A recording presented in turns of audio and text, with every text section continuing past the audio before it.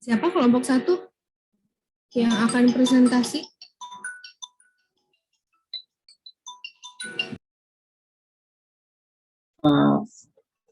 Mungkin bisa ditampilin dulu itu PPT. Oh iya, saya izin share screen ya, Bu.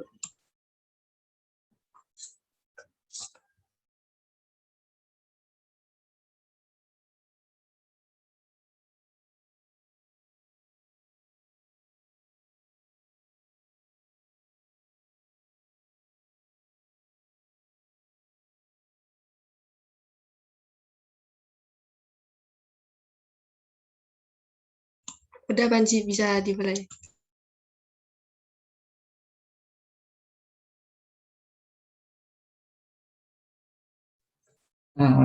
Assalamualaikum warahmatullahi wabarakatuh. Selamat siang teman-teman semua. Nah, saya harap teman-teman semua dan juga Ibu Shani selalu diberikan kesehatan dan juga kelancaran dalam menjalannya hari-harinya. Kami dari kelompok 1 hari ini akan memberikan penjelasan mengenai analisis bisnis dan juga strategi pada PT Telkom Indonesia. Salah satu keuntungan dari menjadi kelompok 1 adalah biasanya kalau salah dimaklumin ya Bu. Tapi tentu kelompok kami akan berusaha memberikan presentasi yang terbaik pada hari ini. Sebelum lanjut masuk ke materi, izinkan saya memperkenalkan anggota kelompok saya. Yang pertama ada Dandi Pandu Pratama, kemudian Muhammad Naufal Ilman, kemudian saya sendiri Panji Pramendika, Rizky Mufida Ashrofi, dan yang terakhir Cindy Kasari. Untuk pengenalan, mungkin ada yang belum tahu, PT Telkom Indonesia atau yang biasa dikenal PT Telkom adalah badan usaha milik negara (BUMN) yang bergerak di bidang jasa pelayanan teknologi, informasi dan juga komunikasi, dan juga jaringan telekomunikasi di Indonesia. Pemegang saham mayoritas PT Telkom adalah pemerintah Republik Indonesia dengan nilai 52,09%. PT Telkom memiliki visi menjadi digital telekomunikasi pilihan yang utama untuk memajukan masyarakat. Kemudian PT Telkom juga memiliki anak perusahaan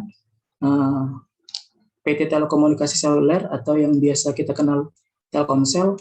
Mungkin 7 dari 10 orang di kelas ini menggunakan jaringan Telkomsel. Dan salah satu produk lain dari PT Telkom adalah Indihome Fiber. Langsung saja untuk detail materinya, saya akan mempersilahkan kepada rekan saya, Dandi, untuk memberikan penyampaian materi. Baik, terima kasih Panji. Pertama, di sini kami akan membahas mengenai analisis industri dari PT Telkom Indonesia, yang subbab pertamanya yaitu persaingan antar perusahaan sejenis. Di sini kami menyoroti 2 poin penting, yaitu dengan menetapkan tarif dan menjangkau pelosok negeri. Oke, untuk pembahasan yang pertama, jadi PT Telkom dan para pesaingnya ini saling berlomba-lomba untuk menarik para pelanggan untuk menguasai pangsa pasar dengan berbagai cara dan strategi. Salah satu strategi yang dilakukan adalah dengan menetapkan tarif telepon, SMS, dan data seluler. Banyaknya persaingan tarif data seluler yang murah ini dikhawatirkan nantinya dapat menurunkan kualitas layanan. Kenapa begitu? Karena dengan berlomba-lomba menawarkan produk yang murah, tentu para perusahaan ini akan menekan cost. Jadi akan berbanding lurus dengan penurunan kualitas layanan yang diberikan. Ini nantinya akan berakibat pada kekecewaan masyarakat dan penurunan daya beli dari customer. Kemudian dengan meningkatnya roda ekonomi, perusahaan-perusahaan lain yang sejenis juga akan memanfaatkannya dengan melakukan inovasi-inovasi untuk menarik pelanggan yang sekarang ini gimana ya, serba menggunakan dunia digital dalam melakukan segala jenis kegiatan sehari-harinya. Kemudian untuk bersaing mendapatkan pelanggan, tentu para perusahaan telekomunikasi ini harus bisa menjangkau pelanggan di seluruh pelosok negeri. Untuk beberapa tahun ke belakang mungkin PT Telkom masih cukup unggul untuk masalah penjangkauan daerah-daerah terpencil seperti itu. Mungkin teman-teman bisa rasakan sendiri jika berada di suatu daerah terpencil di pedesaan atau di tengah laut, jika sedang menyeberang itu sinyal dari Telkomsel ini masih tetap ada gitu, tidak dengan pesaing-pesaingnya tuh kadang hilang, kadang lag gitu. Jadi untuk beberapa tahun ke belakang ini Telkom masih cukup unggul. Tapi sekarang ini pesaing-pesaingnya seperti Indosat, XL Axiata, Smartfren itu sudah mulai bisa bersaing ketat untuk menjangkau daerah terpencil. Mungkin dengan keunggulan-keunggulan dari para pesaing yang mereka miliki ini, tentu ini merupakan ancaman yang serius yang harus diperhatikan oleh PT Telkom ini. Selanjutnya, subbahasan kami adalah ancaman dari pesaing. Di sini juga kami menyoroti 2 poin penting tentang perang harga dan potensi masuknya pendatang baru. Untuk yang pertama tentang perang harga, salah satu penyebab dari meningginya tingkat persaingan adalah perang harga serta inovasi produk baru dari para kompetitor. Ancaman yang paling besar tentu dari PT Telkom ini tentu adalah persaingan harga yang kompetitif. Karena Telkomsel ini bisa dibilang layanannya bisa gimana ya? Terbaik lah, masih terbaik saat ini daripada yang lainnya dengan ya harganya mungkin yang sedikit lebih tinggi sih, tapi dengan kualitas layanan yang mumpuni dan prima ini cukup baik mungkin. Jadi kompetitor baru ini maupun kompetitor yang telah ada sebelumnya tentu akan berusaha menarik para pelanggan baru maupun pelanggan Telkom ini tersendiri dengan tarif telepon, SMS, dan data seluler yang murah. Sehingga gimana ya, Telkomsel ini entah mau tidak mau bisa menyesuaikan harganya agar para pelanggan ini tidak berpaling dari layanannya gitu. Tapi dengan tetap memperhatikan kualitas layanannya.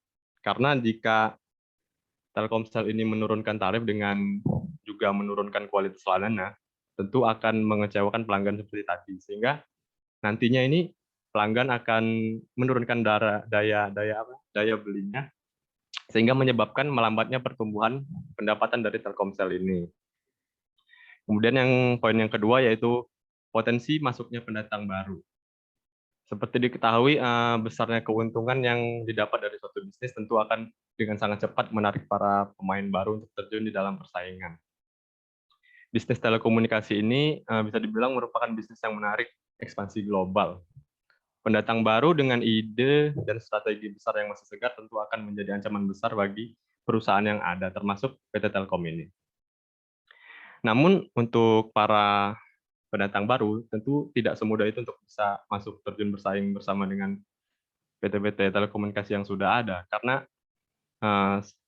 mereka harus benar-benar yakin dan tidak boleh ragu-ragu seperti itu. Selain itu untuk terjun ke dunia telekomunikasi ini tentu memerlukan modal yang cukup besar untuk membangun dari awal. Untuk biaya iklan itu cukup besar lah. Kalau untuk perusahaan-perusahaan yang sudah berjalan mungkin biaya itu bisa ditekan lah karena sudah memiliki pangsa pasar tersendiri. Untuk perusahaan pendatang tentu harus memiliki gebrakan dengan pasti modal yang tidak kecil gitu. Jadi meskipun berpotensi mengancam, tapi kemungkinan kecil untuk adanya pendatang baru yang mengancam dari Telkom dan kompetitor-kompetitor lainnya. Untuk subbahasan yang selanjutnya akan dijelaskan oleh Noval. Silakan Noval. Baik, terima kasih Dandi atas penjelasannya. Kemudian di sini saya akan melanjutkan tentang ancaman produk substitusi bagi PT Telekomunikasi Indonesia. Mungkin ini untuk pembahasan yang satu ini agak memiliki irisan ya dengan yang dibahas oleh Dandi. Sebelumnya, seperti yang kita ketahui, produk substitusi adalah produk yang sejenis dengan produk yang diperdagangkan oleh satu perusahaan. Nah, kita semua sudah tahu bahwa mungkin yang umum digunakan oleh kita semua adalah Telkomsel, produk dari PT Telkom Indonesia, dan juga IndiHome untuk di sektor internet rumah atau Wi-Fi. Nah, bisa dibilang ancaman produk substitusi untuk PT Telekomunikasi Indonesia ini cukup tinggi ya, mengingat kita semua sudah tahu bahwa banyak sekali perusahaan-perusahaan yang menawarkan jasa yang sama dan menawarkan produk yang sama.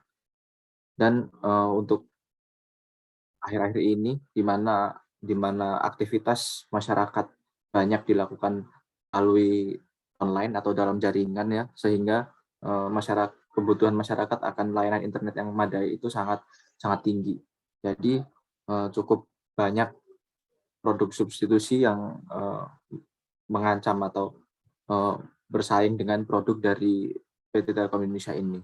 Mungkin salah satu yang dilakukan oleh PT Telekomunikasi Indonesia adalah memperlebar pasar mereka dengan meluncurkan produk baru dari anak perusahaannya PT Telkom Indonesia yang lain, yaitu produk Bayu. Nah, itu kan mereka menggunakan jaringan dari Telkomsel, namun dengan variasi harga yang lebih bermacam-macam, sehingga PT Telkom ini memiliki mangsa pasar yang lebih luas. Sehingga mungkin Telkomsel yang sudah terkenal memiliki harga yang lumayan agak mahal gitu, bisa ditutupi oleh PT Bayu atau produk Bayu yang memiliki harga yang lebih terjangkau dan variasinya lebih banyak sesuai dengan kebutuhan sehari-hari kita.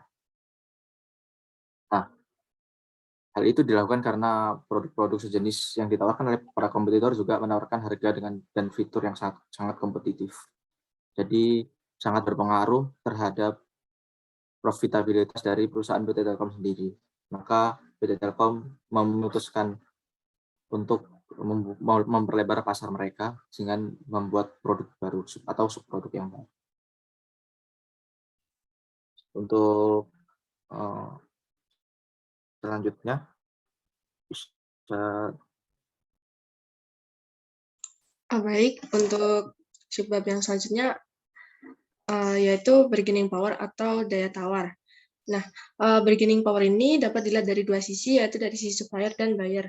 Bargaining power dari supplier, yaitu PT Telkom Indonesia dan perusahaan jasa komunikasi, itu biasanya membeli bahan baku dari banyak pemasok, dari beberapa pemasok itu. Dan dari beberapa pemasok ini, biasanya juga ada pemasok dominan yang memiliki kemampuan untuk menawarkan dengan harga yang tinggi. Nah, pemasok dominan ini sendiri akan menurunkan margin atau keuntungan dari PT Telkom. Nah, kenapa kok bisa begitu? Karena pemasok dominan itu dapat menggunakan kekuatan negosiasi untuk menetapkan harga yang tinggi. Harga yang tinggi tersebut tentu saja akan menurunkan profit dari PT Telkom atau bahkan seluruh layanan komunikasi diversifikasi yang ada di Indonesia. Nah, cara mengatasinya gimana? Cara mengatasinya yang pertama itu membuat rantai pasokan yang efisien dengan cara membeli dari beberapa supplier, sehingga jika pemasok dari PT Telkom, pemasok A itu menetapkan harga tinggi, PT Telkom dapat membeli dari pemasok B. Nah, kemudian solusi yang kedua yaitu melakukan eksperimen desain produk dengan bahan yang berbeda, sehingga jika bahan baku A naik, PT Telkom dapat beralih ke bahan baku lain. Yang ketiga yaitu bekerja sama dengan pemasok khusus, yang mana pemasok khusus ini dalam artian bisnisnya itu bergantung pada perusahaan atau PT Telkom itu sendiri. Jadi bahasa gampangnya itu perusahaan itu nggak akan jalan kalau tidak menjadi pemasok dari PT Telkom, sehingga daya tawarnya akan lebih rendah dan meningkatkan profit bagi PT Telkom. Nah, kemudian bargaining power dari sisi buyer itu dapat dilihat dari daya tawar pembeli, yaitu daya tawar pembeli itu dipengaruhi oleh jumlah, skala pembeli, dan ketergantungan terhadap produk yang ditawarkan. Seperti yang kita tahu, PT Telkom itu sendiri menawarkan produk seperti kuota internet atau jaringan internet rumah atau WiFi. Nah, itu kan bergantung pada pembeli atau pengguna yang menggunakan layanan tersebut. Nah, untuk mengatasi daya tawar pembeli oleh PT Telkom, yaitu yang pertama membangun basis pelanggan yang besar sehingga mengurangi daya tawar pembeli. Yang kedua, melakukan inovasi produk. Nah, sebelum melakukan inovasi produk ini, PT Telkom dapat melakukan diskon atau penawaran tertentu pada produk yang memang sudah banyak digunakan atau dikenal. Sehingga ketika PT Telkom meluncurkan produk baru, itu akan membatasi daya tawar dari pembeli. Kemudian, subbab selanjutnya, kerjasama PT Telkom Indonesia akan dijelaskan oleh Panji. Silakan, Panji. Baiklah, untuk kerjasama PT Telkom, Mungkin ada yang bertanya kenapa kami masukkan materi mengenai kerjasama, karena sebenarnya keberhasilan kinerja suatu bisnis dan operasional pada perusahaan dapat ditunjukkan dengan salah satu faktor yang memicu kondisi tersebut, yakni dengan menjalin hubungan kerjasama yang baik dengan mitra kerja, sehingga dapat saling menguntungkan antara suatu perusahaan dengan pelanggan maupun perusahaan dengan mitra kerja. Dalam hal ini, kerjasama yang biasa disebut oleh PT Telkom ialah dengan mitra kerja, dapat berupa bidang yang sesuai dengan Telkom, telekomunikasi, melainkan juga dengan bidang yang di luar dari telekomunikasi. Contohnya ialah PT Telkom juga pernah bekerja sama dengan PT Shopee. Siapa yang tidak kenal dengan PT Shopee, 99, 1010, dan juga Checkout. Tujuannya adalah untuk mengambil pasar dari bagian lini telekomunikasi. Salah satu produk yang digunakan dalam kerjasama tersebut ialah para pelanggan nantinya dapat mengaktifkan IndiHome Mini Pack secara langsung di Shopee dengan serangkaian pilihan seperti IndiHome Movie 1, IndiHome Movie 2, IndiKids, dan IndiSport. Caranya tinggal mengklik, tinggal membuka aplikasi dan juga memilih pilihan yang ada. Kemudian PT Telkom juga bekerja sama dengan Freeport akan hadirkan 5G Mining. Dalam hal penyesuaian dengan lingkungan bisnis, saat ini dikatakan bahwa akan adanya kerjasama PT Freeport dan juga PT Telkom. Kerjasama ini dalam hal penerapan 5G Mining guna untuk peningkatan konektivitas dalam hal integrasi Hyperconnect Network. Selain itu juga nanti akan digunakan untuk membuat robot pada perusahaan-perusahaan kontraktor sehingga keamanan dari para pekerjanya juga jauh lebih terjamin. Seperti yang diketahui, PT Telkom memang menjadi pionir dari layanan 5G di Indonesia, di mana pada saat awal lelang untuk siapa saja yang berhak untuk menggunakan 5G, saham PT Telkom langsung naik sebesar 3,7%. Kemudian pada tanggal 27 Mei 2021 telah resmi PT Telkom meluncurkan pengembangan sistem 5G secara bertahap. Kemudian kerjasama yang lain, kerjasama PT Telkom dengan Media Group. Bagi yang tidak tahu Media Group, mungkin lebih kenal dengan Metro TV. PT Telkom menjalin kerjasama dengan Media Group dalam ranah digital, di mana nantinya PT Telkom akan menyediakan jaringan dan juga layanan digital, sedangkan Media Group sebagai media periklanan dan juga penyedia konten. Kemudian ada juga kerjasama antara Microsoft dan juga Telkom. Hal ini berhubungan dengan kenyamanan pelanggan dalam hal kelincahan operasional dan juga transformasi produk dan layanan yang ada. Dan yang terakhir, PT Telkom kan memiliki beberapa anak perusahaan, tentu saja mereka banyak juga melakukan kerjasama, seperti kerjasama PT Telkom dengan anak usahanya PT Daya Mitra Telekomunikasi dalam hal pembangunan tiang-tiang signal. Tujuannya adalah untuk tetap memegang posisi 1 sebagai penyebar jaringan terluas di Indonesia, sehingga diharapkan dari kerjasama ini nantinya akan mencatatkan kinerja yang positif bagi PT Telkom. Selanjutnya akan dijelaskan oleh rekan saya. Berikutnya terkait dengan kompetitif strategi. Jadi di kompetitif strategi ini kita bisa melihat bagaimana langkah dari perusahaan itu untuk bersaing dengan perusahaan yang lainnya. Yang pertama kita lihat dalam lingkup cost leadership, dan cost leadership ini lebih mengarah ke bagaimana perusahaan itu mengendalikan biayanya. Yang pertama ada biaya rendah dengan cost leadership. Jadi dari sini, strategi bersaing cost leadership berbasis kepada penciptaan produk dan barang dan jasa, itu lebih kepada posisi biaya rendah dibandingkan dengan pesaingnya. Jadi nanti perusahaan PT Telkom ini dia mengendalikan penentu biaya atau dengan mengkonfigurasi ulang value chain secara efisien dan nanti menghasilkan produk yang lebih rendah dibandingkan dengan pesaingnya. Yang kedua, itu berkaitan dengan kontrol ketat pengeluaran value chain. Jadi ini lebih terfokus kepada semua pengeluaran-pengeluaran dengan mengkonfigurasi value chain sehingga dalam pelayanan kepada pihak-pihak yang bersangkutan itu lebih jelas. terkait dengan pengeluarannya. Dan berikut langkah-langkah yang lebih terfokus diterapkan perusahaan dalam mengendalikan biayanya selain dari biaya rendah dan kontrol pengeluaran. Yang pertama berkaitan dengan mendapatkan perangkat yang mempunyai harga yang kompetitif dan berkualitas. Namun dari sini kita bisa lihat bahwa ketersediaan yang cukup juga dalam suku cadangnya. Yang kedua berkaitan dengan membeli perangkat dalam jumlah yang banyak. Seandainya perusahaan itu membeli perangkat dalam jumlah yang banyak dan ini akan mendapatkan harga yang lebih kompetitif. Selanjutnya, harga jual kepada masyarakat itu lebih terjangkau. Berikutnya terkait dengan mitra. Jadi, perusahaan PT Telkom ini itu mempunyai beberapa mitra. Jadi di sini perusahaan bisa membandingkan antara mitra yang satu dengan mitra yang lainnya dalam hal perbedaan harga ataupun terkait dengan kualitas yang diinginkan oleh perusahaan. Dan yang terakhir itu terkait dengan adanya pemasaran. Jadi di sini strategi dari perusahaan itu adalah memperluas wilayah pemasarannya. Jadi nanti wilayah pemasarannya itu diperluas sehingga skala dampak ekonominya itu akan berpengaruh kepada harga yang lebih kompetitif dibandingkan dengan pesaing lainnya. Dan berikutnya akan dilanjutkan bahasannya oleh si Rizky Mufida.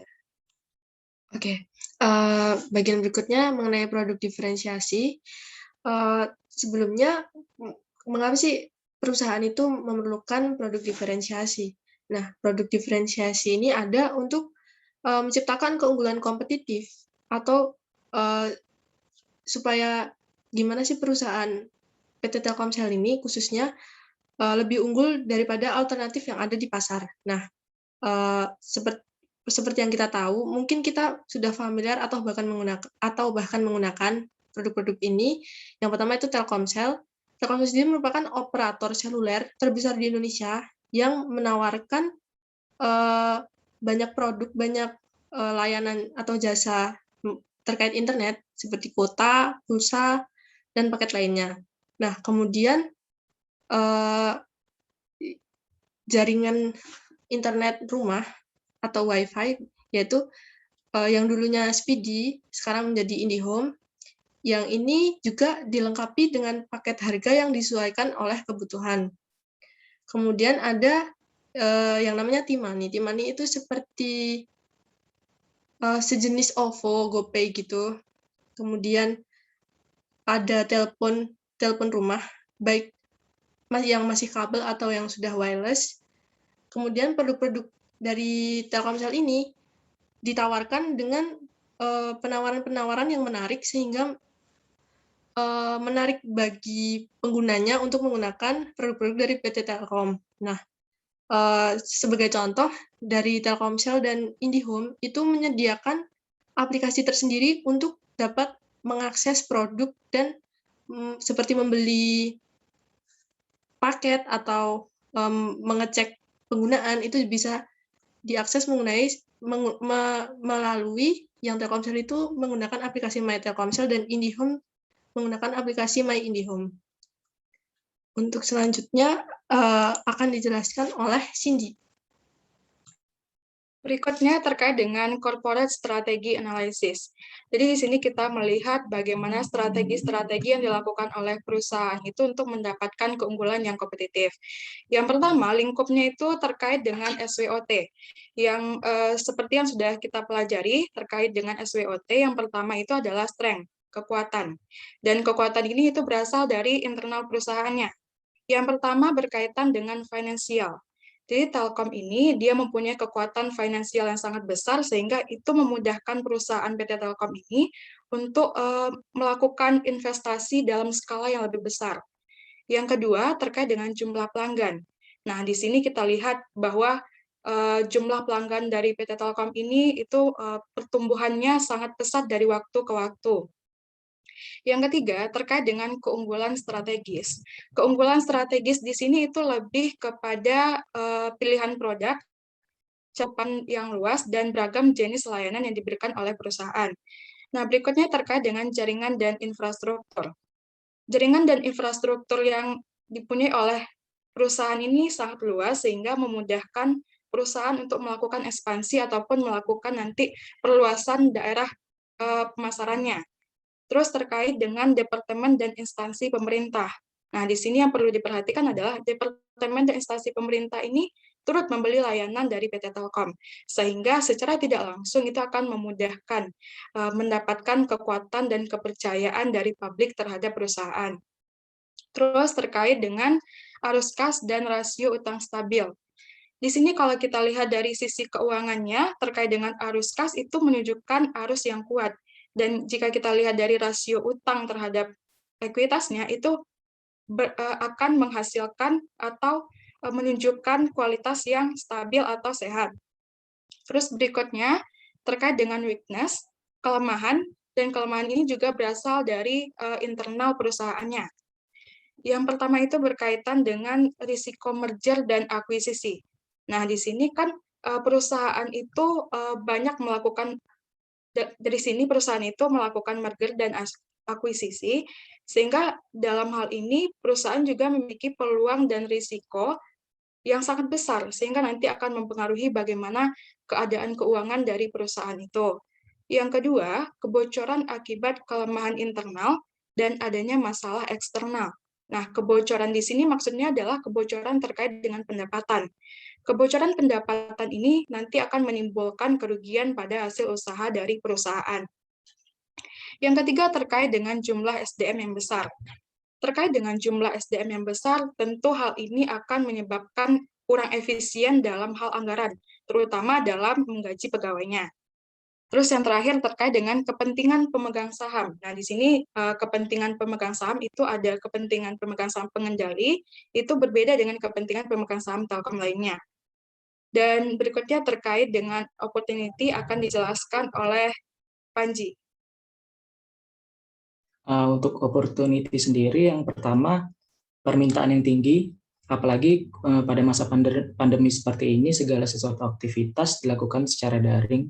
Hal ini membuat kebutuhan terhadap akses internet juga semakin tinggi dan juga jadi suatu bisnis yang potensial bagi PT Telkom. Kemudian sering pertumbuhan industri di mana kita tahu mulai menuju ke industri 4.0 dan juga tingkat informasi yang terus berkembang, dan juga salah satunya kan PT Telkom juga memegang peranan penting sebagai penyedia jaringan di Indonesia. Kemudian jumlah penduduk Indonesia yang besar, tetapi baru sedikit di antaranya yang telah memiliki akses broadband internet. Hal ini tentu menjadi peluang pasar yang sangat baik bagi pertumbuhan bisnis dari PT Telkom. Kemudian untuk ancaman, yang pertama kebijakan pemerintah untuk mempertahankan pertumbuhan ekonomi nantinya sewaktu-waktu bisa berdampak langsung kepada PT Telkom. Kemudian krisis keuangan global yang terjadi juga bisa berdampak buruk secara material terhadap PT Telkom. Yang ketiga, tuntutan masyarakat. Masyarakat terus menuntut mobilitas dan juga fleksibilitas dari sebuah alat komunikasi, sehingga telepon rumah yang tadinya tradisional tidak bisa lagi memenuhi kebutuhan tersebut. Dan kondisi persaingan juga semakin ketat, di mana para perusahaan operator sejenis juga terus bertarung untuk mendapatkan pelanggan yang jumlahnya semakin kecil. Mungkin itu saja penyampaian materi dari kelompok kami. Apabila ada yang dirasa kurang paham atau ingin ditanyakan, kami membuka sesi tanya jawab. Kepada teman-teman semua dipersilakan. Baik, terima kasih ya untuk kelompok 1. Tadi sudah cukup lengkap dijelaskan bagaimana analisis bisnis dari kelompok 1. Nah, untuk kelompok 2 dan kelompok 3 saya persilahkan apabila ada yang mau disampaikan. Mungkin kelompok 2 dulu kali ya. Nanti bergiliran, bergantian, baru kelompok 3. Silakan.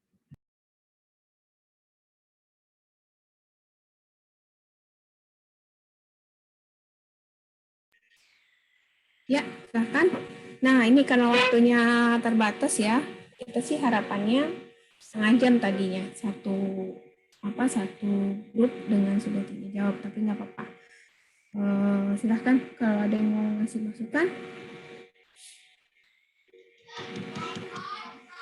Untuk kelompok 2 dan kelompok 3, atau sudah sama semua analisisnya? Ya. Izin bertanya, Bu. Ya, silakan, Mas. Saya Bimantika Bintang dari kelompok 3 ingin bertanya mengenai mengapa PT Telkom gencar untuk mengembangkan jaringan 5G, sementara jaringan 4G aja belum merata ke seluruh Indonesia. Terima kasih.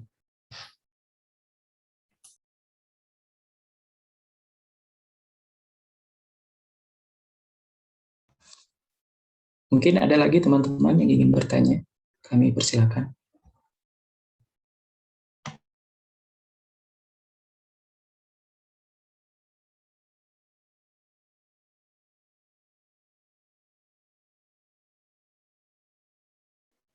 Izin bertanya, kelompok 1.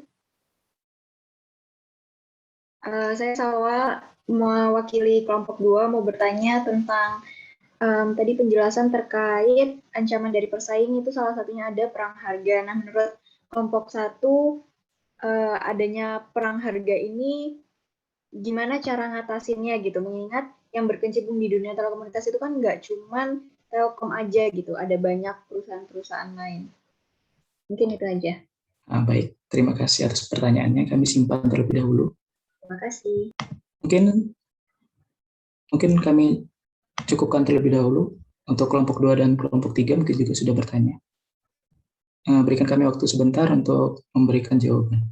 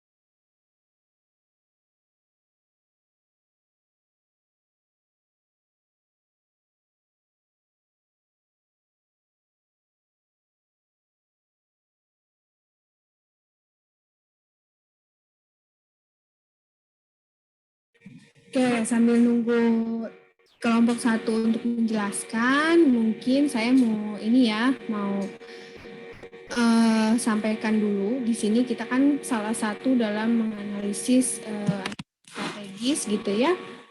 Nah, itu kita melakukan identifikasi.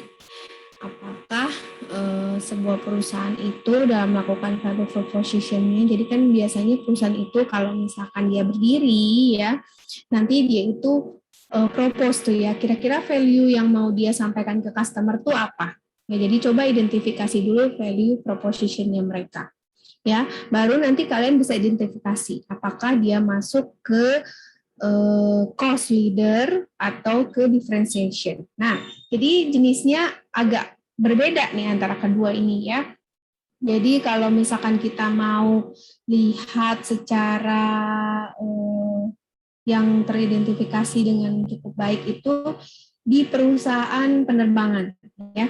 Nah, kalau differentiation itu dia lebih value proposition yang mau dia kasih konsumen itu adalah kualitas dari produknya, entah itu uniqueness-nya, entah apa gitu ya. Nah, mungkin kalau di airline itu masuknya ke Garuda atau ke Singapore Airline ya. Jadi dia memang value proposition-nya adalah kualitas dari produk mereka gitu ya. Ya, sehingga nanti yang jadi fokus utama dalam membuat strategi, fokusnya adalah bagaimana differentiation mereka tuh terjaga. Nah, itu salah satunya. Jadi kenapa kita harus tahu kira-kira perusahaan ini dia masuknya kemana ya? Ke low cost atau ke differentiation. Karena nanti ketika kita menganalisis nih strateginya ya, harga dari perusahaan ini lebih mahal dibandingkan pesaing. Nah, kalau kita tidak mengetahui sejatinya gitu ya, bahwa ternyata memang value proposition mereka tuh bukan di harga gitu ya. Nah, itu bisa jadi mislead tuh ya. Nanti kamu misalkan analisis Garuda nih, kamu bandingkan dengan yang murah. AirAsia juga dulu pernah masuk Indonesia lebih murah ya, jauh ya, atau Lion Air gitu ya. Nah, kamu bisa bilang Garuda pricing-nya lebih mahal gitu ya.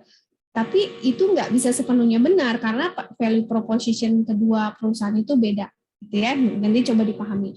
Nah, lalu yang perusahaan dengan low cost ya, dengan cost leadership-nya itu berarti dia memang mau fokus di value for money-nya ya.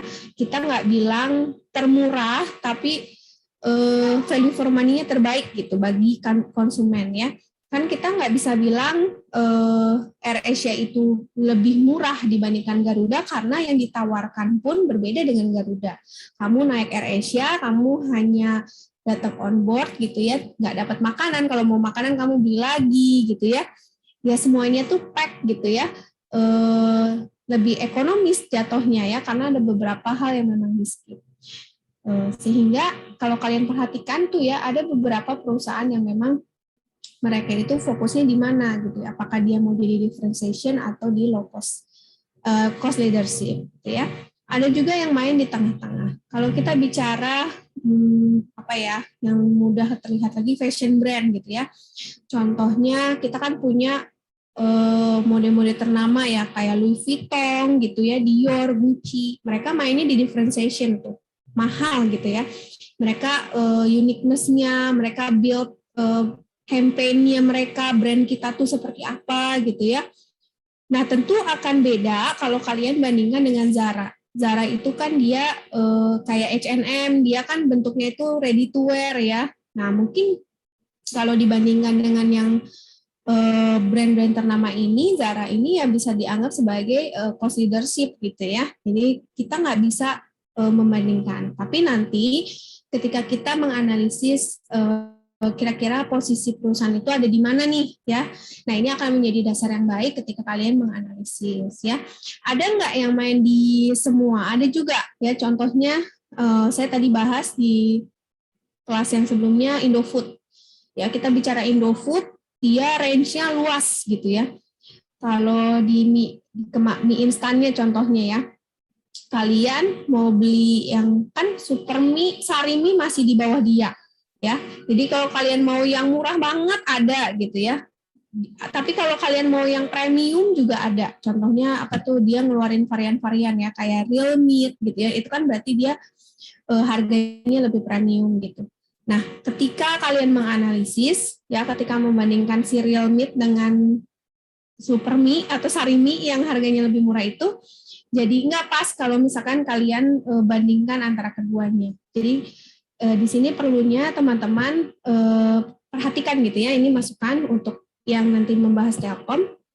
Bagus ya kalau teman-teman meneruskan menganalisis Telkom, tapi nanti hati-hati, coba pertama ya identifikasi produknya dulu ya. Tapi mungkin ini tidak kalian sudah melakukan sebenarnya ya, cuman tidak disampaikan karena keterbatasan slide yang saya kasih gitu ya. Tapi ketika menganalisis, coba identifikasi dulu produknya dengan benar. Ya, dia sekarang kalau tidak salah anak perusahaannya kan banyak ya, hampir ada 10 kalau tidak salah ya.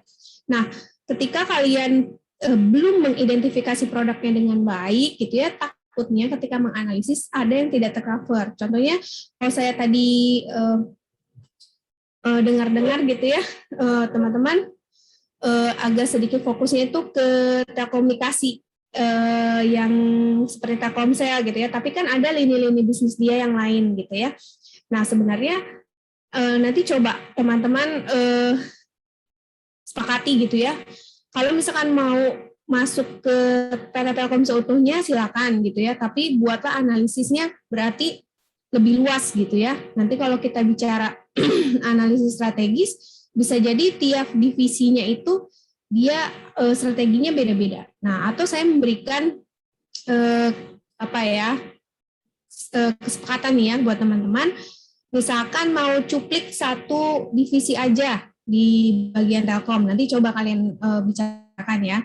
Jadi kalau misalkan mau cuplik satu, nanti ketika melakukan komparasi juga lebih mudah. Nah, tapi kalau kita bicara multi korporasi besar seperti ini ya, kita nanti melakukan korporasi kan teman-teman nanti melakukan rasio analisis laporan keuangan ya. Nah, ketika melakukan komparasi mana yang lebih baik di industri gitu ya, kalau kita bicara PT PLN, PT Telkom agak sulit nih cari pembandingnya ya. Nanti kalian bisa caranya adalah mencop. Jadi nanti tiap divisinya kalian chopping gitu ya. Misalkan Telkomsel dibandingkan dengan siapa gitu ya, lalu IndiHome dengan siapa gitu ya.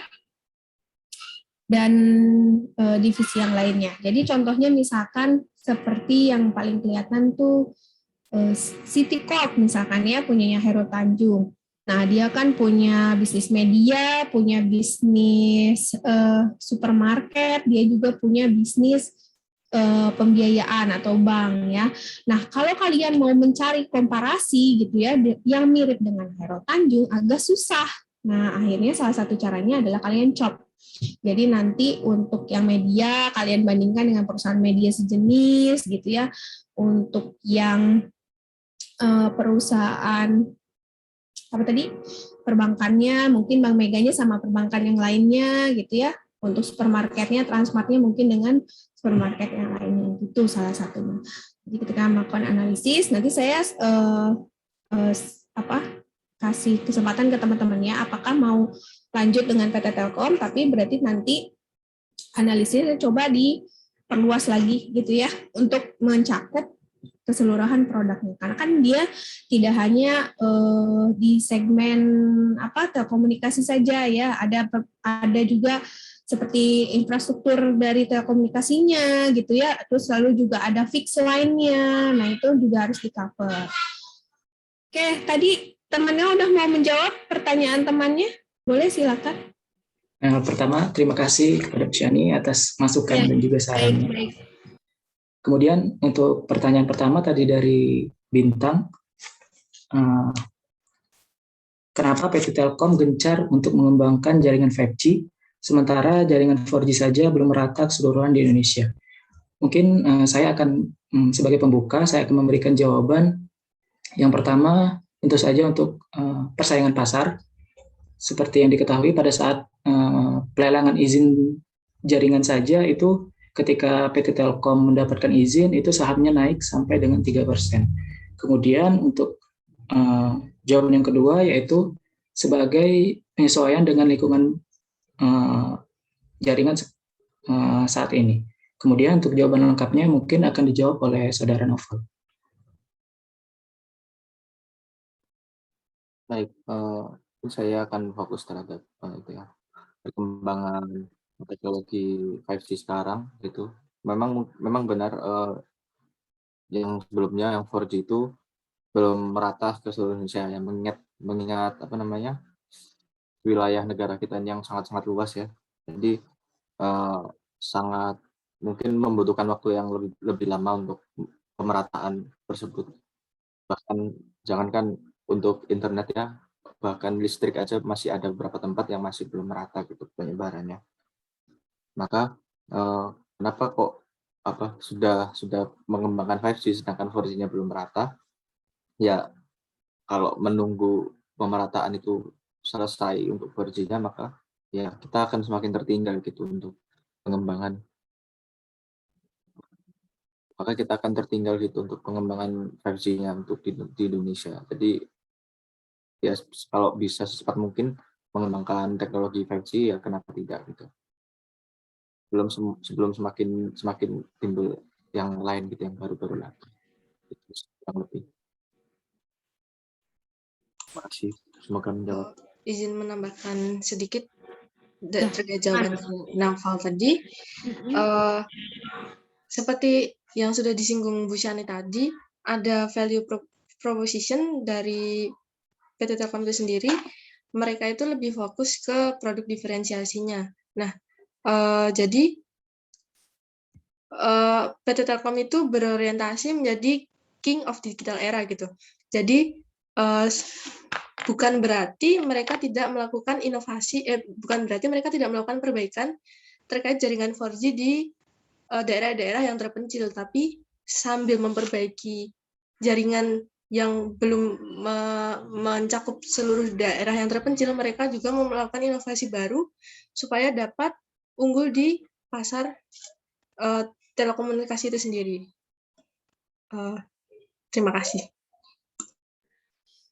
Bagus ya. Jadi memang kalau telekomunikasi itu teknologi itu masalah timing ya.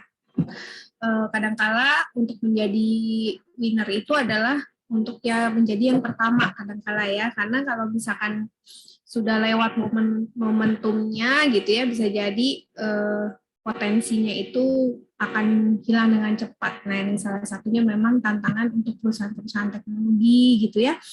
Kalau misalkan di satu sisi ada kebutuhan yang ada kebutuhannya gitu. Jadi kalau misalkan si PT Telkom ini atau Telkomsel di sini kan sekarang dia bisa kita anggap sebagai market leader ya. Nah, kalau misalkan dia enggak ikut di perkembangan teknologi yang terbaru gitu ya, nanti bisa-bisa valuasinya turun tuh ya. Nanti bisa-bisa dianggap dia sebagai tertinggal juga salah satunya. Nah, di sini ketika memutuskan apakah suatu kebijakan bisnis itu akan dilakukan atau tidak, salah satunya juga dengan melakukan analisis-analisis yang kalian lakukan. Jadi ketika misalkan di sini Telkomsel gitu ya, dia mempertimbangkan apakah sebaiknya mengambil hak untuk yang 5G tadi, tentunya dia sudah menilai gitu, kira-kira kalau misalkan dia nanti ngambil 5G, ada apa sih value added buat perusahaan, kira-kira nilai valuasi perusahaan itu naik atau enggak gitu ya. Kalau dia melewatkan kurang lebih seperti apa gitu nanti ya pengaruhnya. Nah, mungkin yang saya titipkan ke teman-teman yang mau membahas Telkom ya, karena ini perusahaan yang besar, coba kalian diskusikan lagi ya, apakah mau menggunakan PT Telkom secara keseluruhan atau mencuplik salah satu lini bisnisnya aja ya, mumpung kita masih di awal. Tapi kalau misalkan mau tetap PT Telkom boleh ya, bagus. Tapi nanti berarti kalian analisisnya coba diperluas.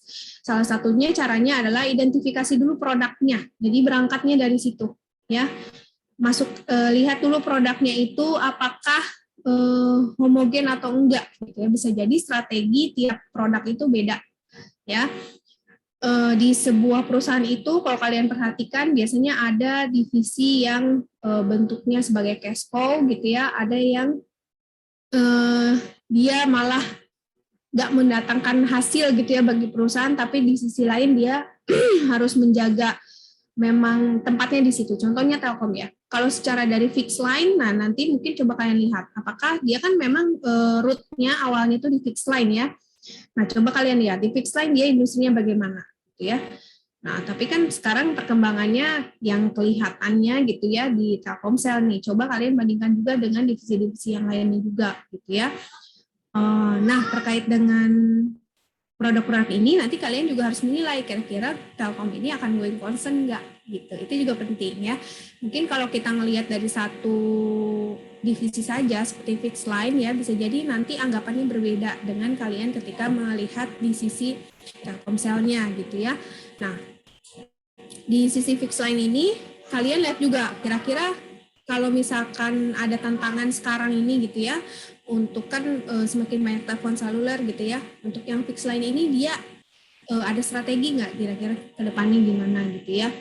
Nah, tadi juga dibahas terkait kerjasama itu juga bagus ya. Nah, salah satunya untuk melihat kira-kira kekuatan dia ya ketika melakukan SWOT tadi, SWOT analisis, dan ini opportunity ke depan, kira-kira nanti dia ada prospek apa sih ke depan gitu ya. Nah, bisa jadi kan bentuk kerjasama ini ada yang sudah terjalin, ada yang bentuknya masih rencana gitu ya. Jadi bentuknya masih komitmen gitu, transaksinya belum terjadi. Nah, nanti itu juga bisa di capture tuh menjadi opportunity dari perusahaan. Mungkin itu aja sih masukan dari saya ya. Ada yang mau komen sebelum lanjut ke kelompok kedua? Oh, Bu, izin mau tanya tadi terkait Ibu kan bilang setiap perusahaan itu kan ada yang value-nya tuh dia di diferensiasi atau di cost leader-nya gitu ya, Bu ya. Iya. Terus kalau misalnya suatu perusahaan itu dia lebih ke diferensiasinya, dan berarti apakah itu berarti perusahaan itu nggak bisa dibandingkan dengan perusahaan yang mengedepankan cost leader gitu Bu, atau bisa dibandingkan dalam menganalisis laporan keuangan ini? Iya, karena value-nya beda gitu. Kalau kamu bandingkan Garuda sama apa ya contohnya ya, apa sih perusahaan penerbangan paling murah? Saya juga nggak tahu. Misalkan kalian Siap, Bu. apa AirAsia. Oke, misalkan kalian bandingkan strateginya AirAsia dengan Garuda. Nah, ini kita bicara tuh mereka konsumennya aja beda, marketnya juga beda gitu ya. Pasti pendekatannya juga berbeda. Walaupun dia di satu industri yang sama. Ya, contoh yang lain misalkan kereta ya. Nah, nanti kalau misalkan kereta cepat udah ada nih, ya, kalian bicarakan kereta cepat, dia kan marketnya juga beda. Kereta cepat tuh mahal ya. Dia kan mengedepankannya itu adalah waktu gitu ya. Kalau kalian bandingkan dengan operasional KAI ya dengan kereta komuter lain gitu misalkan ya itu kan jadi nggak apple to apple gitu Mas Salwa. Jadi memang baiknya kita lihat dulu strateginya. Walaupun di satu industri yang sama, tapi kalau memang value proposition dia beda gitu ya akan nggak pas untuk kita bandingkan secara langsung head to head. Tapi ada beberapa hal yang mungkin bisa kita bandingkan, misalkan ya kenaikan sales gitu ya bisa jadi di satu industri yang sama dia menikmati tingkat kenaikan market yang sama kurang lebih ya. Walaupun dia ada di industri yang sama bisa kita bilang marketnya beda gitu ya, tapi tingkat pertumbuhannya mungkin bisa jadi sama. Gitu. Kurang lebih kayak gitu Mas Salwa. Oke, makasih Bu. Ya, kita ke kelompok kedua aja dulu ya. Kayaknya ini waktunya udah sebentar lagi mau habis. Silakan kelompok keempat ya. Ya, silakan presentasi.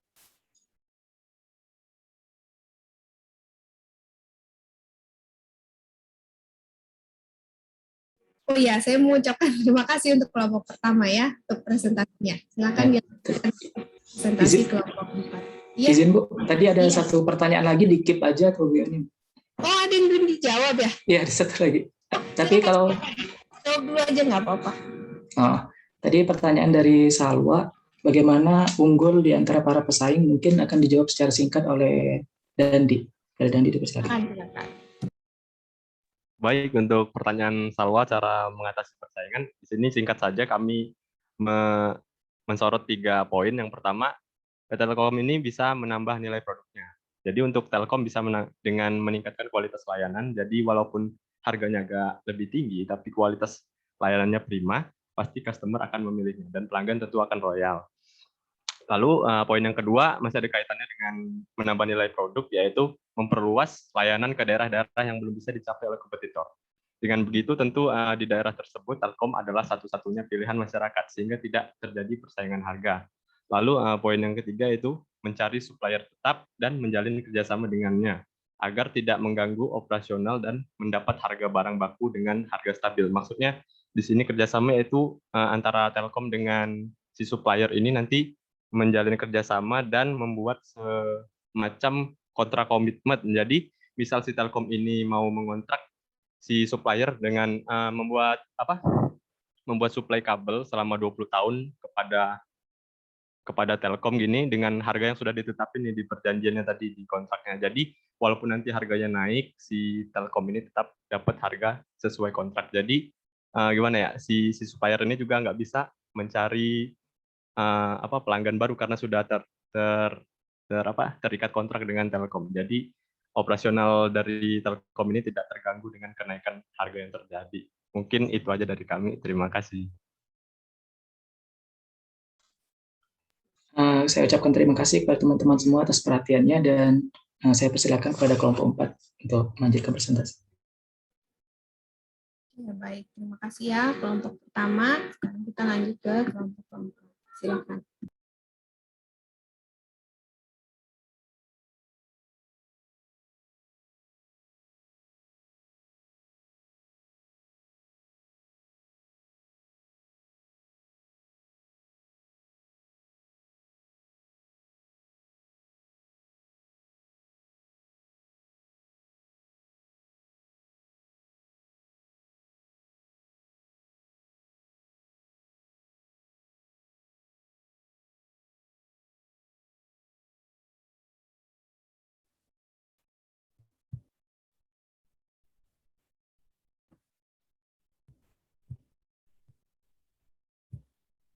Baiklah, Assalamualaikum warahmatullahi wabarakatuh. Waalaikumsalam warahmatullahi wabarakatuh. Selamat siang Ibu Shani dan teman-teman semua. Sebelumnya izinkan kami untuk memperkenalkan diri terlebih dahulu. Perkenalkan kami dari kelompok 4 yang terdiri dari Aunur Rafiq, Fendi Sabana Arjunata, Nur Arifah Hidayatun, Renaldi Dwi Hartanto, dan saya sendiri Tarisha, yang akan membahas seputar usaha salah satu bank terbesar di Indonesia, yaitu Bank Sentral Asia atau yang biasa kita kenal dengan BCA. Next.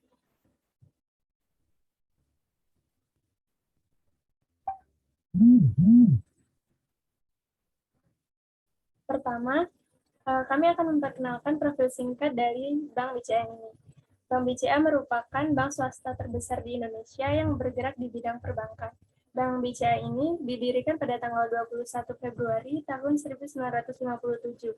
Untuk kantor pusat BCA sendiri itu berada di Menara BCA, Kota Jakarta, Indonesia.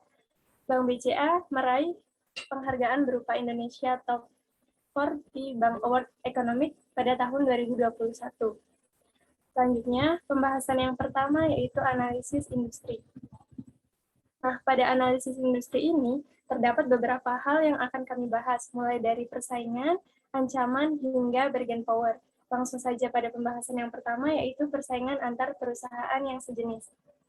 Seperti yang sudah kita ketahui bahwa pada era 4.0 ini, banyak sekali aktivitas yang dilakukan secara digital, termasuk aktivitas perbankan. Nah, hadirnya bank digital di Indonesia ini berdampak pada pergeseran arah kompetisi dan transformasi perbankan di Indonesia. Nah, adanya bank digital ini menciptakan banyak sekali persaingan antar bank di Indonesia. Untuk menghindari kekalahan dalam persaingan ini, Bank Sentral Asia atau BCA ini menyiapkan strategi berupa menghadirkan unit digital atau bank digital, yaitu aplikasi Blue, seperti yang tertera di samping ini. Sekilas mengenai aplikasi Blue. Aplikasi Blue ini merupakan aplikasi buatan BCA yang dapat diunduh menggunakan ponsel dengan dilengkapi banyak fitur. Salah satunya adalah fitur Blue Getter yang berfungsi sebagai fitur tabungan. Kemudian ada juga fitur Blue Deposit yang memudahkan nasabah untuk membuka deposito dan top up. Nah, untuk menciptakan aplikasi bank digital ini, BCA harus menginvestasikan banyak dana untuk mengambil alih saham dari Bank Royal Indonesia. Oh ya, sebelumnya, bahwa BLU ini merupakan transformasi dari PT Bank Royal Indonesia. Kemudian, untuk fokusnya sendiri, Bank BCA sedang fokus untuk memperbanyak pengguna aplikasi bank digital. Karena menurut website iPod News, hampir dari sepertiga populasi masyarakat di Indonesia ini masih kekurangan akses ke layanan keuangan yang formal.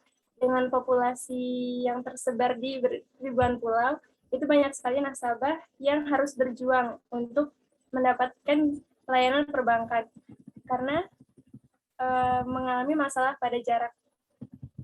Nah, dengan teknologi ponsel ini, BCA membuka peluang bisnisnya karena dengan aplikasi ini, masyarakat tidak perlu lagi mempermasalahkan jarak karena layanan perbankannya bisa dilakukan di mana saja. Pada saat ini, sudah lebih dari 2 juta yang sudah mengunduh aplikasi Blue ini. Baik, mungkin hanya itu saja yang dapat saya sampaikan. Untuk pembahasan selanjutnya akan dijelaskan oleh teman saya, Fendi. Kepada Fendi, dipersilakan. Baik, yang selanjutnya yaitu terkait ancaman pada Bank BCA ini. Nah, yang pertama itu ada ancaman dari pesaing baru. Nah, sektor perbankan di Indonesia itu kan merupakan salah satu sektor yang mengalami pertumbuhan yang cukup pesat. Namun, pada kenyataannya di Indonesia itu sendiri, sektor perbankannya itu masih kalah daripada negara-negara lain yang ada di ASEAN. Seperti kebanyakan negara di ASEAN itu rasio pada awal 2021 kemarin itu rasio aset bank terhadap PDB itu mayoritas sekitar 100%-an ke atas. Namun di Bank Indonesia sendiri hanya sebesar perbankan di Indonesia sendiri hanya sebesar sekitar 54,08% dari PDB. Bahkan di Singapura sendiri mencapai 272% dari PDB. Nah, dari sini dapat dilihat bahwa di perbankan Indonesia itu masih memiliki ruang yang cukup luas untuk melakukan ekspansi bisnisnya mereka. Sehingga hal ini akan pada akibatnya akan menimbulkan persaingan dari berbagai bank-bank lain untuk saling berkompetisi dengan bank BCA. Nah, dalam konsep five porter analysis sendiri dijelaskan bahwa minimnya hambatan ini akan meningkatkan jumlah pesaing karena pada dasarnya setiap bank tersebut akan berbagi profit dengan bank yang lain juga. Nah, dalam bank BCA ini sendiri persaingannya itu bisa berasal dari bank pemerintah maupun bank-bank syariah atau bank digital juga. Karena pada dasarnya bank biasanya itu persaingannya bisa dalam bentuk perang suku bunga. Seperti bank pemerintah itu biasanya banyak yang lebih diminati karena menawarkan suku bunga pinjaman maupun simpanan yang lebih menarik. Nah, dalam bank syariah sendiri biasanya itu lebih memberikan ketentraman bagi nasabah, khususnya bagi mereka yang beragama Muslim. Sehingga tentunya hal ini perlu dipertimbangkan lagi bagi Bank BCA. Kemudian yang kedua yaitu terkait ancaman dari produk substitusi. Nah, dalam konsep five porter analysis sendiri, semakin banyak produk substitusi, makin rendah juga profit perusahaan. Hal ini karena produk substitusi tersebut dapat mengancam kelangsungan bisnis perusahaan karena dapat menyebabkan perusahaan kehilangan kekuatannya di pasar. Di Indonesia sendiri sebagai salah satu negara yang berkembang yang tentunya pasti melakukan proses pembangunan yang cukup besar dan ditambah dengan kondisi masyarakat Indonesia yang didominasi oleh kelas menengah. Hal ini tentu mendorong kebutuhan akan pendanaan yang cukup besar pula. Nah, sebagai contohnya itu produk substitusi yang bisa mengancam bagi Bank BCA itu sendiri yaitu bisa dari perusahaan leasing maupun perusahaan sekuritas ataupun bisa juga dalam perusahaan asuransi.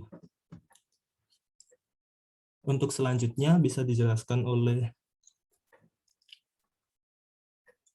anggota yang lain.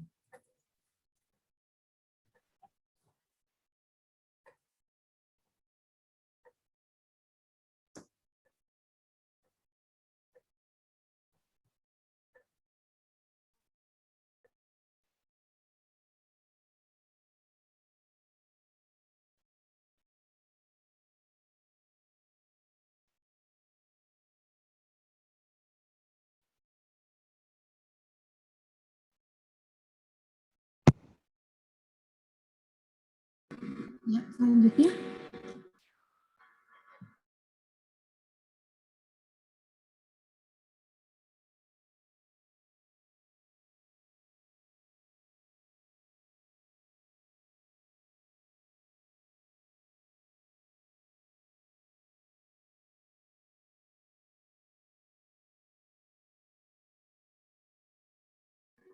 Iya, Mbak, nggak terdengar, Mbak. Nggak ada suaranya.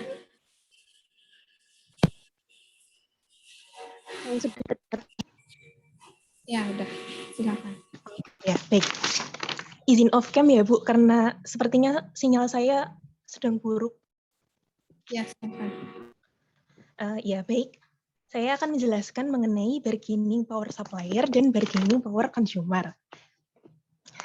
Sebelum saya menjelaskan tentang bargaining power supplier dan bargaining power consumer dari PT BCA, sebenarnya bargaining power supplier dan bargaining power consumer itu apa sih? Simpelnya, bargaining power supplier itu seberapa besar sih power atau kekuatan dari supplier dalam menentukan harga dari sumber daya yang akan digunakan oleh perusahaan nantinya. Nah, sumber daya ini bisa berupa bahan baku, tenaga kerja maupun yang lainnya gitu. Nah, semakin tinggi bargaining power supplier, semakin tinggi juga cost yang harus dikeluarkan oleh perusahaan.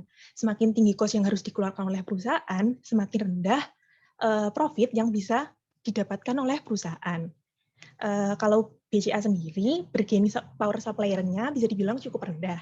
Hal tersebut dibuktikan dari pernyataan yang disampaikan oleh Kepala Divisi Human Capital Management BCA, yaitu Ibu Lianawati Suwono. Beliau ini menyampaikan bahwa Dalam 10 tahun terakhir, jumlah pelamar kerja di BCA itu meningkat 5 kali lipat. Pada tahun 2016 saja, hanya terdapat 2.000 orang yang lolos tes dari ratusan ribu pelamar. Atau dalam kata lain, acceptance rate-nya hanya 2% gitu, Bu. Nah, hal tersebut bisa menjadi salah satu indikasi bahwa bargaining power supplier dari BCA ini sangat rendah gitu. Kemudian yang kedua, bargaining power consumer. Bargaining power consumer itu apa sih? Bargaining power consumer ini simpelnya seberapa besar sih power atau kekuatan yang dimiliki oleh konsumen dalam menentukan harga dari produk yang ditawarkan oleh perusahaan. Semakin tinggi bargaining power consumer, maka semakin rendah harga produk yang bisa ditawarkan oleh perusahaan. Semakin rendah harga yang bisa ditawarkan oleh perusahaan, maka semakin rendah juga profit atau revenue yang bisa diperoleh oleh perusahaan. BCA sendiri memiliki bargaining power consumer yang cukup rendah, karena BCA ini kan berada pada sektor perbankan, yang notabene sektor perbankan ini adalah pasar monopolistik, yang mana di pasar monopolistik, meskipun produk-produk yang ditawarkan itu mirip, tetapi memiliki diferensiasi pada produknya. Begitu juga dengan Bank BCA. Bank BCA ini memiliki untuk menarik customer-nya, yaitu dengan menjadi perusahaan yang bonafide, jujur, dan aman seperti itu. Selain itu, BCA juga memiliki beragam penghargaan yang diterimanya baik dari dalam maupun dari luar negeri. Itu menyebabkan Bank BCA ini memiliki bargaining power consumer yang cukup rendah. Mungkin itu saja yang bisa saya sampaikan. Kepada penyaji selanjutnya, dipersilakan. Baik, terima kasih, Pak.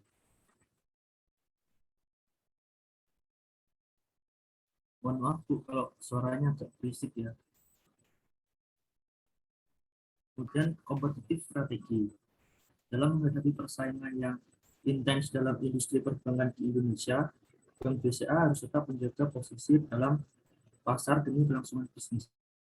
Dan untuk menjaga keberlangsungan bisnisnya, Bank BCA bertindak melalui implementasi strategi cost leadership dan product differentiation.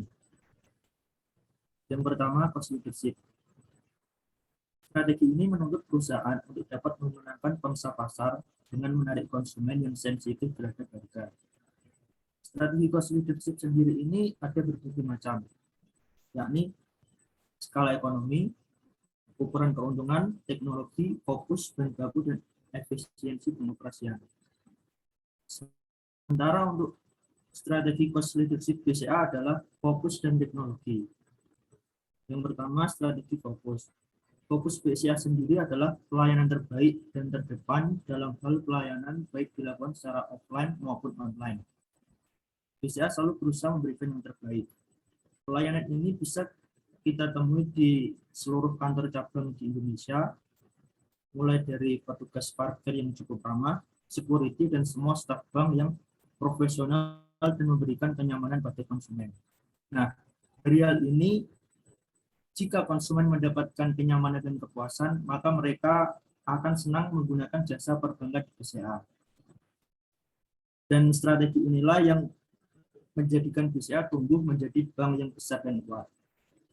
Kemudian yang kedua, strategi teknologi.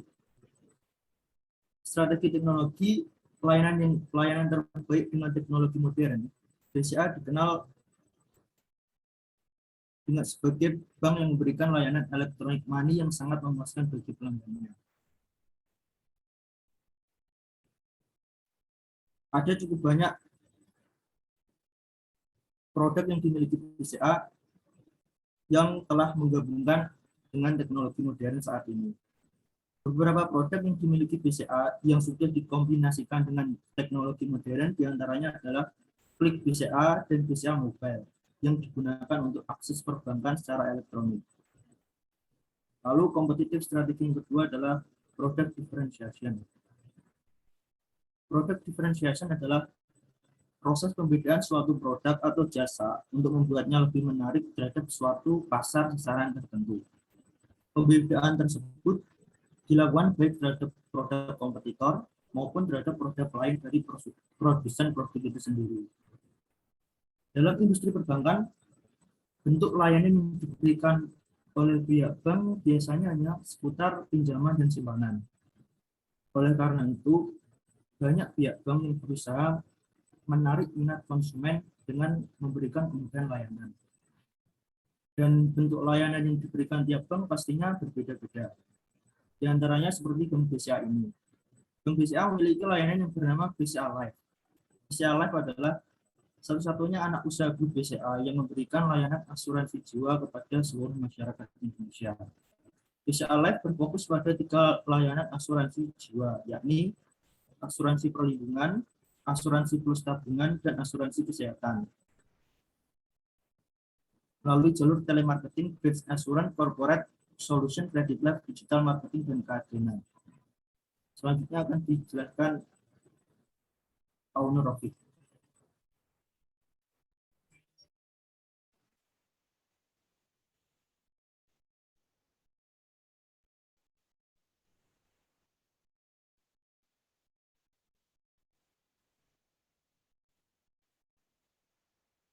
Nah, yang terakhir adalah corporate strategy analysis. Jadi kita menganalisis strategi dari perusahaan PT BCA ini melalui analisis SWOT.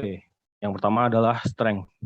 Jadi strength itu merupakan hal-hal yang dapat menjadi kekuatan yang dimiliki oleh perusahaan. Biasanya berwujud sumber daya yang dimiliki oleh perusahaan, baik sumber daya manusia ataupun modal, mesin, dan sebagainya. Jadi strength dari PT BCA ini terletak pada yang pertama, menjadi pelopor dalam infrastruktur pendukung national payment system yang sulit tersaingi oleh kompetitornya. Lalu sebagai bank pertama juga di Indonesia yang melakukan proses edukasi sistematis pemakaian ATM dan internet banking, dan juga serta menjadi benchmark dalam pemberian jasa elektronik. Nah, kemudian BCA juga sudah dikenal reputasinya di dalam negeri maupun di luar sebagai bank yang selalu mengambil keputusan tepat dalam pemilihan teknologi dan waktu penerapannya. Nah, kemudian yang ketiga ada sumber daya manusia yang terlatih baik dan berorientasi pada pelayanan bagi nasabah, lalu anggota tim manajemen yang sangat profesional dan selalu mengikuti kebijakan dan regulasi perbankan nasional dan internasional.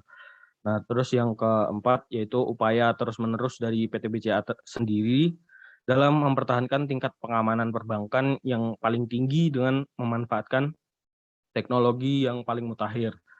Dan strength terakhir yaitu jaringan yang luas dari kantor cabang dan kantor pembantu cabang di seluruh Indonesia. Nah, kemudian analisis yang kedua adalah weakness. Weakness merupakan segala sesuatu yang menjadi kelemahan atau kendala-kendala yang menyebabkan perusahaan sulit untuk berkembang. Jadi weakness ini sama seperti strength, asalnya dari dalam, dan weakness pada PT BCA tersendiri yaitu yang pertama, layanan perbankan BCA selalu mengikuti perkembangan teknologi informasi, jadi masih perlu disempurnakan untuk mengurangi rasa ketidaknyamanan dari para nasabah.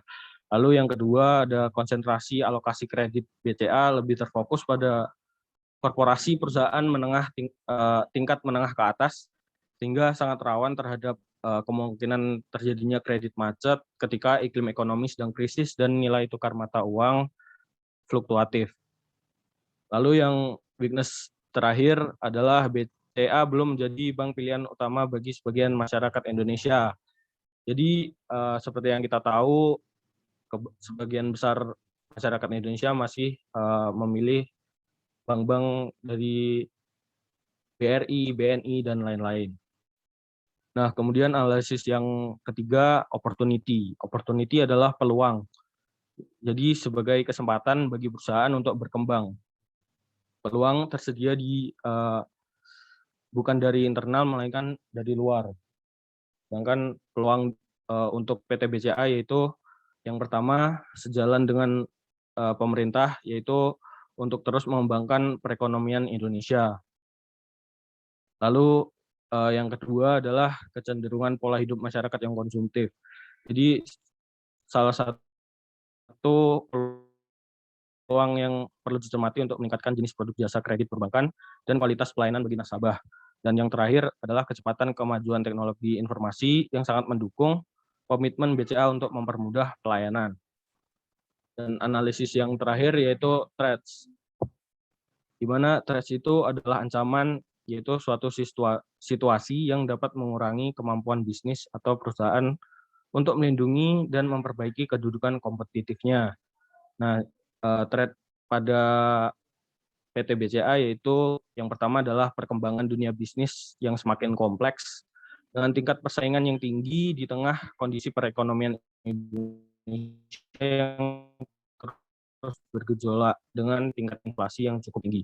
Lalu yang kedua ada masyarakat cenderung meminati layanan perbankan yang simpel dan menawarkan berbagai macam fleksibilitas serta berbagai macam hadiah yang menggiurkan. Dan yang terakhir, tingkat inflasi yang terus meningkat mengurangi minat masyarakat untuk menyimpan uang di bank. Sekian.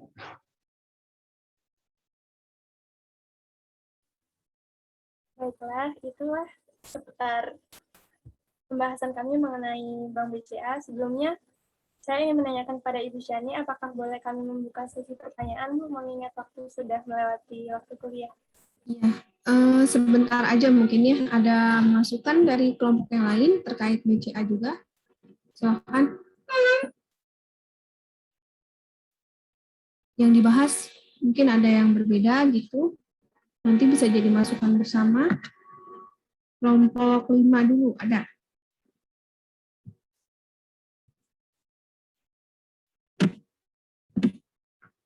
Tidak ada? Ada, Bu. Malah lebih-lebih yang dibahas. Mas Tio, silakan Mas Tio. Nggak ada, Bu. Malah ini kelompok 4 malah lebih bagus analisisnya daripada kelompok kami. Oke ya. Kalau begitu kelompok 6, ada kelompok 6 enggak? Sangat bagus, Bu, penyampaiannya. Sangat lengkap. Gimana ini kepada menyerah. Oke, ini ya nanti ya ini mungkin sama ya tadi masalahnya karena ada keterbatasan slide dari saya sehingga teman-teman belum terlalu mengeksplor, seenggaknya diceritakan dulu gitu kira-kira awalnya itu produknya tuh apa saja sih gitu ya, value proposition mereka tuh apa sih, baru masuk ke analisis nanti, tapi mungkin perbaikannya untuk yang di paper besarnya ya. Nah, BCA ini kalau saya lihat tadi teman-teman coba eksplor lagi untuk yang hubungan eksternalnya. Tadi internalnya udah sangat lengkap gitu ya dibicarakan, tapi kira-kira dia hubungan dengan eksternalnya seperti apa, lingkungan eksternalnya seperti apa gitu ya. Lalu adakah kesempatan atau opportunity yang timbul terkait dengan perbankan saat ini gitu ya. Nanti coba teman-teman eksplor lagi. Nah, pesan saya buat teman-teman yang ambil perbankan ya, nanti ketika kan kita akan membuat analisisnya salah satunya dengan analisis rasio. Nah, ketika melakukan analisis rasio untuk perbankan ini dia cukup unik. Jadi nggak bisa di-compare dengan perusahaan yang lain gitu ya, karena di sisi dia gitu ya, asetnya dia tuh selama ini kalau misalkan nasabah memberikan simpanan ke mereka itu kan bentuknya tuh utang gitu ya. Nah, jadi kalau misalkan teman-teman nanti cermati gitu ya untuk melakukan pakai ukuran-ukuran standar itu cara membacanya sedikit berbeda gitu ya.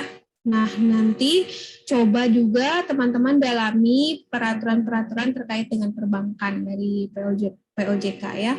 Apakah ada peraturan-peraturan yang merestriksi gitu ya bisnis mereka, ataukah ada peraturan-peraturan yang ringan gitu ya yang mencoba untuk menstimulus perbankan ini. Nah, itu aja sih yang minta saya tambahkan ya. Jadi buat teman-teman cari lagi referensi beritanya di luar dari si BCA-nya gitu. Tadi sudah lengkap nih BCA-nya ya. Coba ditambahkan nuansa lingkungan eksternalnya gitu ya. Misalkan dari sisi regulator, dari sisi industri gitu ya, ditambahkan lagi. Oke, itu aja sih dari saya untuk pertemuan minggu ini. Sebelum saya tutup, ada yang mau bertanya? Silakan. Habis ini ada kuliah lagi? Ada, Bu. ada? Enggak ada, Bu. Nggak ada. Oke, baik ya. Kalau begitu teman-teman selamat beristirahat ya. Kita bertemu lagi insya Allah minggu depan di waktu yang sama ya. Mohon maaf nih melebihi dari waktu kuliahnya ya 13 menit. Kalau begitu dari saya sekian. Assalamualaikum warahmatullahi wabarakatuh. Waalaikumsalam warahmatullahi wabarakatuh. Terima kasih. Selamat siang.